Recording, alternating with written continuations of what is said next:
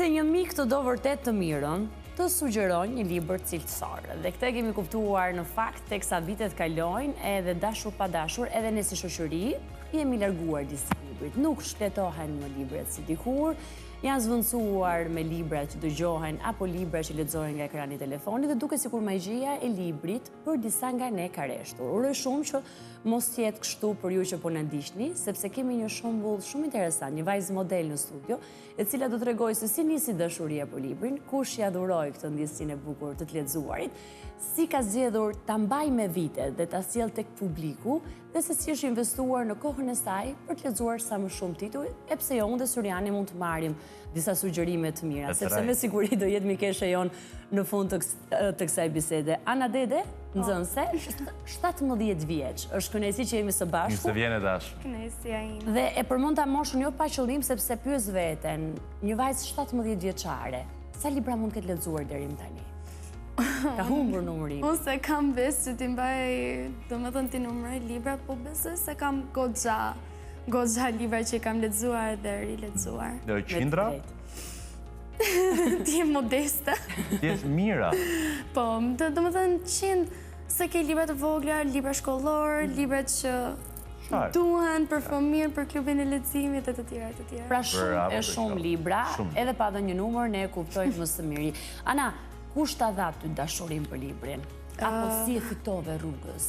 Me thënë drejtën, mami dhe babi im janë lexues shumë të fort, e kanë fiksim librin, janë shumë të jetur pas dijes dhe normalisht, kur isha unë e vogël, më merrnin nga ato librat e Mëdhenj me Princesha, ose do më thënë çfarë do lloj libri që edhe ndoshta ata kanë lexuar në fëmijërinë e tyre. Mami për shembull më ka dhënë librin e saj Çipolinon, ose babi më ka dhënë librat e tij si Shigjeta e Zezë, do më thënë libra të vjetër.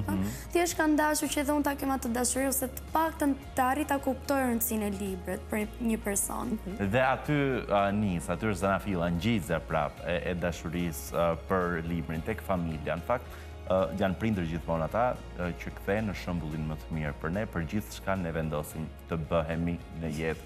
Ti ke ndërtuar dhe një klub leximi, klubi i leximit me Anën, për gjithë libërtashët. Na trego pak më shumë. Atëherë, klubi quhet klubi Mijshve Lexues, duke qenë se dhe fëmijët janë të vegjël, dhe ne zgjedhim disa libra klasik botror zakonisht, si Bota analizën e çuditërave, 70 ditë rreth botës, e të tjera, po, Hanseli, Greteli, do më thonë, libra të tillë që i kanë edhe në kurrikulën e shkollës, për në të njëjtën kohë dhe libra që janë thjesht mund të jenë dhe filma, ose ndoshta fëmijët i kanë qejf, po edhe libra modern, për shembull Isadora Mund, që është nga një autore gjermane, që flet për një vajzë që është gjys vampir, gjys zane, të tjera.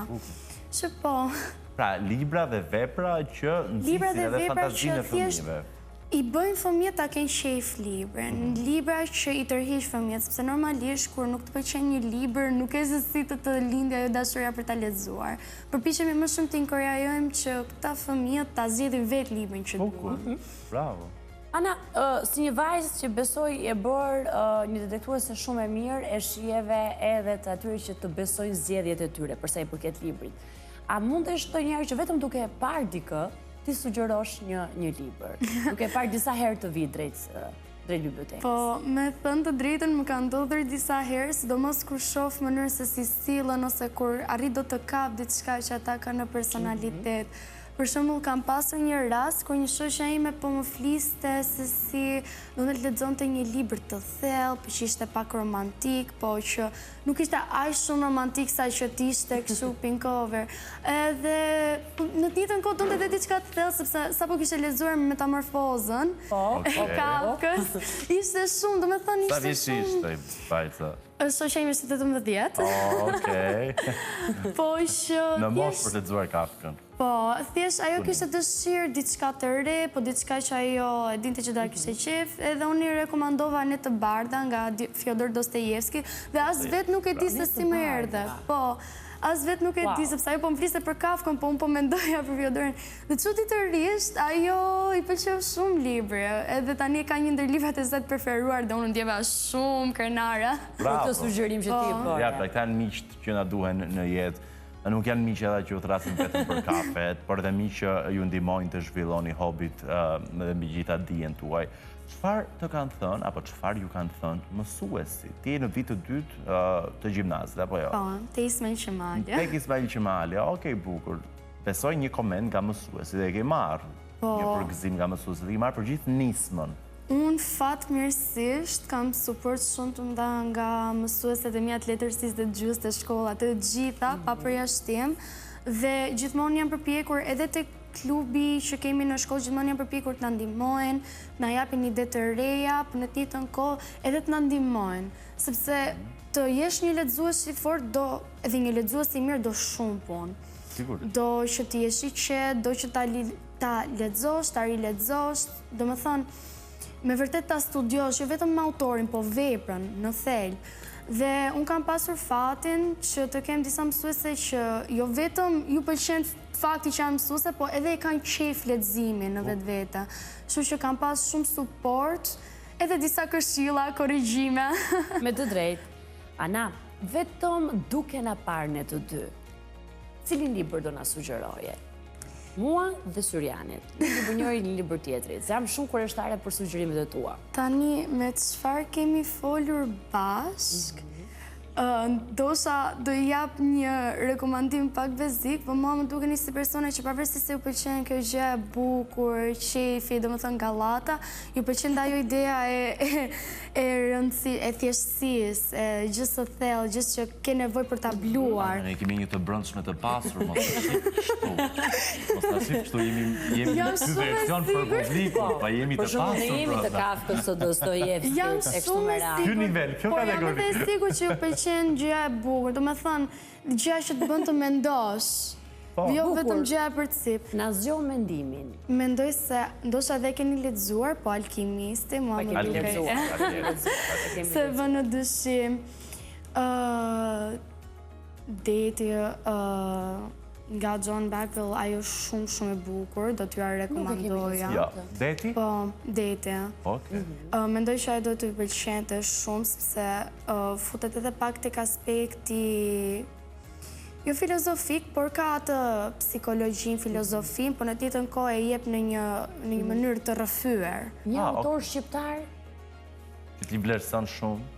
Tani, libri i fundit, i një autore shqiptar që kam lexuar unë, ka qenë Poema dhe mungesës nga Rita Petro.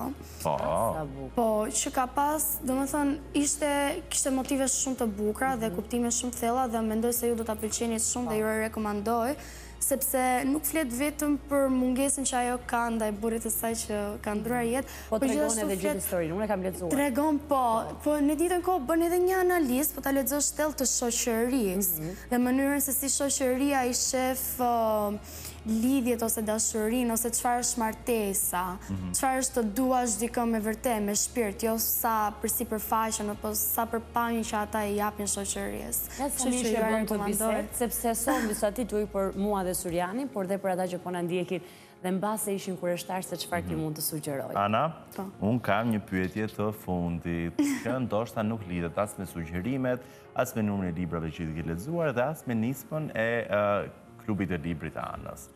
Besoj, ke parë një deklaratë të një vajze të re, e cila thotë, libri është një aksesor, dalin fotot bukura atje në dhërmi, tani në sezon të plazhit. Një deklaratë që bëri buj, u diskutua shumë.